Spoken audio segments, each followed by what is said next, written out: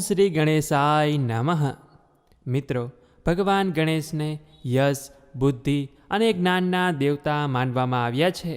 તેમની પૂજા કરવાથી જીવનમાં ક્યારેય કોઈ પણ વિપત્તિ આવતી નથી અને એમાં પણ જ્યારે ગણપતિજીનો અથર્વશીર્ષનો પાઠ કરવામાં આવે છે ત્યારે ઉચ્ચ ફળની પ્રાપ્તિ થાય છે। નિત્ય એકવાર માત્ર આ પાઠ કરવાથી આપણા જીવનની તમામ મુશ્કેલી દૂર થાય છે। તો મિત્રો, આજના આ વિડીયોમાં આપણે આ ભગવાન શ્રી ગણેશનું સ્તોત્ર સાંભળવાના છીએ।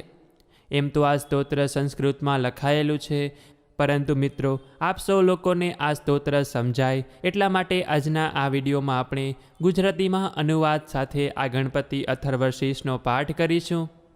એવું કહેવાયું છે કે જ્યારે આપણા જીવનમાં ખરાબ સમય ચાલી રહ્યો હોય, આપણને જીવનમાં શું કરવું શું ન કરવું તેની ખબર પડતી ન હોય, ત્યારે રોજ ભગવાન શ્રી ગણેશની પૂજા કરો અને પૂજા કરી લીધા પછી આ ગણેશ અથર્વશીર્ષનો પાઠ કરો। એવું કરવાથી આપનો ખરાબ સમય જલ્દીથી પૂરો થશે અને આપે જીવનમાં શું કરવું જોઈએ તેની આપને જાણ થશે। ગણેશજીની પૂજા કરવાથી દોષોમાંથી મુક્તિ મળે છે અને આપણા તમામ સંકટ દૂર થાય છે અને તેથી જ તો ભગવાન શ્રી ગણેશને વિઘ્નહર્તા માનવામાં આવ્યા છે। આ ભગવાન શ્રી ગણેશનું એવું ચમત્કારિક સ્તોત્ર છે કે જે કોઈ વ્યક્તિ નિત્ય આ સ્તોત્રનો પાઠ કરે છે તે વ્યક્તિને દરેક કાર્યમાં સફળતા મળે છે અને તે વ્યક્તિ પોતાની સર્વે મનોકામના પણ પૂર્ણ કરે છે। તો આવો મિત્રો, આવો અદ્ભુત, ચમત્કારિક, શક્તિશાળી એવો ભગવાન શ્રી ગણેશનો અથર્વશીર્ષનો પાઠ આપણે પણ કરીએ કે જેથી આપણી મનોકામના પૂર્ણ થાય, આપણને પણ ભગવાન શ્રી ગણેશના આશીર્વાદ મળે। અને મિત્રો, ખાસ સૂચના એ કે જો આ સ્તોત્ર આખું સાંભળવામાં આવે છે તો જ તેનું ફળ મળે છે, તેથી આ આખું સ્તોત્ર મારી સાથે સાંભળજો અને ત્યાર પછી નિત્ય આ સ્તોત્રનો પાઠ કરજો। તો મિત્રો, ભગવાન શ્રી ગણેશનું હૃદયમાં ધ્યાન ધરીને આપણે આ સ્તોત્રની શરૂઆત કરીએ।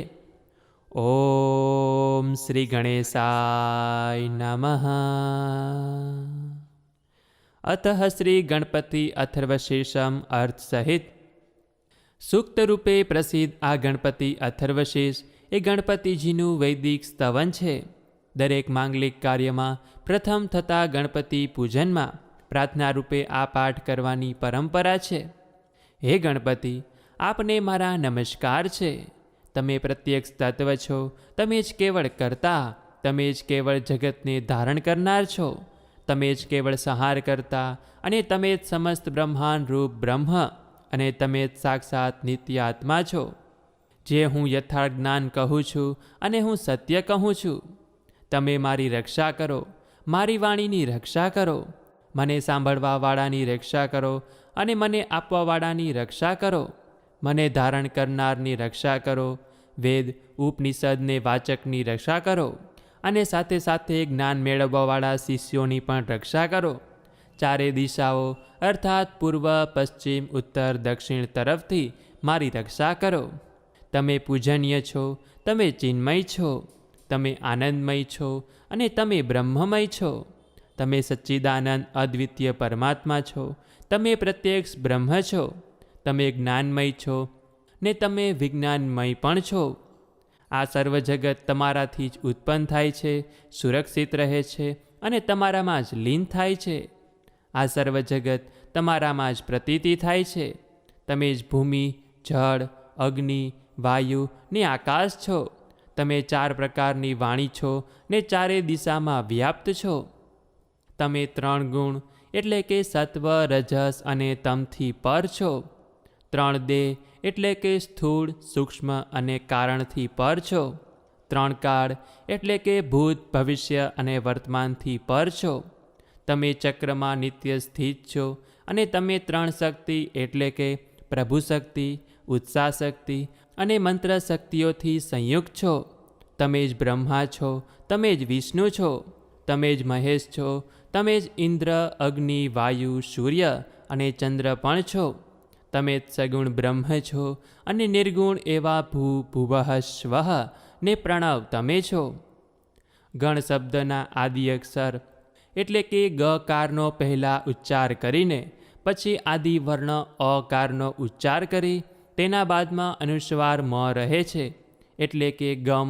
આ પ્રકારે અર્ધચંદ્રના પહેલા શોભિત જે ગમ છે ઓમકારથી રુદ્ધ થાય, કે જે તમારા મંત્રનું ઓમ ગમ ઓમ સ્વરૂપ છે, અને મંત્ર છે ઓમ ગંગાણપતયે નમઃ, કે જેમાં ગકાર પૂર્વરૂપ છે, અકાર મધ્યરૂપ છે અને અનુસ્વાર અંત્યરૂપ છે. બિંદુ ઉત્તરરૂપ છે, નાદ એ સંધાન છે, સંહિતા એ સંધિ છે, અને આવી આ ગણેશ વિદ્યા છે. આ ગણેશ વિદ્યાના ઋષિ ગણક છે. નિચુત ગાયત્રી છંદ ને ગણપતિ એ દેવતા છે. જે એકદંતને અમે જાણીએ છીએ એ વક્રતુંડનું અમે ધ્યાન કરીએ છીએ, ને એકદંતી અમને જ્ઞાન અને ધ્યાનમાં પ્રેરિત કરે છે. ગણપતિ દેવ એ એકદંત અને ચતુર્બાહુવાળા છે. તે તેમના 4 હાથોમાં પાસ, અંકુશ, દંત અને વરમુદ્રા ધારણ કરે છે. તેમના ધ્વજમાં મૂષકનું ચિહ્ન છે, અને તે લાલ વર્ણ લંબોદર એટલે કે મોટા પેટવાળા, સુપડા જેવા કાનવાળા ને રક્ત વસ્ત્ર ધરી છે. રક્તચંદન દ્વારા તેમનું અંગ લેપિત છે. રક્તવર્ણના પુષ્પો દ્વારા સુભૂજિત છે. ભક્તોની કામના પૂર્ણ કરવાવાળા, જ્યોતિર્મય જગતના કારણરૂપ, અચ્યુત તથા પ્રકૃતિ પુરુષથી પર વિદ્યમાન એવા એ પુરુષોત્તમ સૃષ્ટિના આદિમાં આવિર્ભૂત થયા. તેમનું જે આ નિત્ય ધ્યાન કરે છે તે યોગી યોગીઓમાં પણ શ્રેષ્ઠ છે. ગણપતિને નમસ્કાર છે, ગણપતિજીને નમસ્કાર છે. પ્રથમ પતિને નમસ્કાર છે. લંબોદર, એકદંત, વિઘ્નનાશક, શિવના પુત્ર શ્રી વરદમૂર્તિને નમસ્કાર છે. આ અથર્વશીર્ષને જે ભણે છે તે બ્રહ્મ તત્વને અનુભવે છે. તેને કોઈ વિઘ્ન નડતું નથી, અને તે બધે જ સુખ પ્રાપ્ત કરે છે. તે 5 મહાપાપમાંથી મુક્ત થાય છે, અને સાંજે પાઠ કરે તો દિવસના કરેલ પાપનો નાશ કરે છે. સવારમાં પાઠ કરે તો રાત્રે કરેલ પાપનો નાશ થાય છે. સવાર સાંજ પાઠ કરે તો પાપવિહીન થાય છે, અને બધે સમયે પાઠ કરનાર વિઘ્નરહિત થાય છે, અને ધર્મ, અર્થ, કામ અને મોક્ષ ચારે પુરુષાર્થ સિદ્ધ થાય છે. આ અથર્વશીર્ષ આપણો શિષ્ય ન હોય તેને ના આપવું જોઈએ. જો મોહથી આપીએ તો પાપી કહેવાય. આ અથર્વશીર્ષનું 1000 વાર આવર્તન પાઠ કરીએ છીએ તો જે જે કામના કરીએ તે સિદ્ધ થાય છે. આનાથી ગણપતિજીનો અભિષેક કરવામાં આવે તો વક્તા વાણીને જાણનાર થાય છે. ચોથને દિવસે ઉપવાસ કરીને જપ કરે તો વિદ્યાવાન બને છે. આ અથર્વવેદનું વાક્ય છે કે જે બ્રહ્મ આદિ આવરણોને જાણે છે તે વ્યક્તિ કોઈનાથી ડરતો નથી. જે દુર્વા અંકુરથી પૂજા કરે તે કુબેર જેવો ધનવાન થાય છે. જે જુવારથી પૂજે તે યશવંત બને છે, સ્મૃતિવાન થાય છે. જે 1000 લાડુ વડે પૂજે તેને ઈચ્છિત ફળ મળે છે. જે સમિધ વડે પૂજે છે તેને બધું જ પ્રાપ્ત થાય છે. જે 8 બ્રાહ્મણોને આ ઉપનિષદનું જ્ઞાન ગ્રહણ કરાવે છે તે સૂર્ય સમાન તેજસ્વી બને છે. જે સૂર્યગ્રહણના સમયે મોટી નદીમાં કે મૂર્તિ સમક્ષ આ ઉપનિષદનો જાપ કરે તે સિદ્ધ મંત્ર થઈ જાય છે. મોટા વિઘ્નો તેને ના નડે, તેને મોટા દોષ ન થાય. તે મોટા પાપથી બચી જાય છે, અને તે બધું જાણનાર બને છે. આ જે જાણે છે તે જ આ ઉપનિષદને જાણે છે. આ પ્રકારે આ બ્રહ્મ વિદ્યા છે. અથ શ્રી ગણપતિ અથર્વશીર્ષ પાઠ અર્થ સહિત સંપૂર્ણમ. તો આવો મિત્રો, હવે આપણે સૌ લોકો સાથે મળીને શાંતિ મંત્રનો ઉચ્ચારણ કરીએ. ઓમ સ્વસ્તિ ન ઇન્દ્રો વૃદ્ધશ્રવાઃ સ્વસ્તિ ન પૂષા વિશ્વવેદાઃ સ્વસ્તિ નસ્તાસર્યો અરિષ્ટનેમિઃ સ્વસ્તિ નો બૃહસ્પતિર્દધાતુ. ઓમ સહનાવવતુ સહનો ભુનક્તુ સહ વીર્યં કર્વાવહે તેજસ્વિનાવધીતમસ્તુ મા વિદ્વિષાવહે. ઓમ શાંતિ શાંતિ શાંતિ.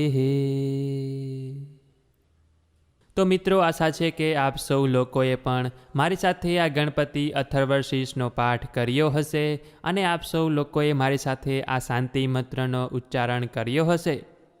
તો મિત્રો, આપ સૌ લોકોને મારી એક નમ્ર વિનંતી છે કે દિવસમાં જ્યારે પણ સમય મળે છે ત્યારે ઓછામાં ઓછો એકવાર અચૂક રીતે આ ગણપતિ અથર્વશીર્ષનો પાઠ કરજો અને તેના શુભ ફળની પ્રાપ્તિ કરજો. તો મિત્રો, વિડીયો પસંદ આવ્યો હોય તો વિડીયોને લાઇક કરી તમારા મિત્રોને શેર કરી દેજો. અને અગર જો આપ અમારી ચેનલમાં નવા હોય તો અત્યારે જ અમારી ચેનલને સબસ્ક્રાઈબ કરો કે જેથી કરીને આપ સૌ લોકોને અમારા નવા વિડીયોની લિંક સૌપ્રથમ મળી રહે. તો મિત્રો, આ સાથે હવે મને રજા આપો. મળીશું ફરીથી એક નવા વિડીયોમાં. ત્યાં સુધી આપ સૌ લોકોને અમારી ચેનલના જય શ્રી કૃષ્ણ.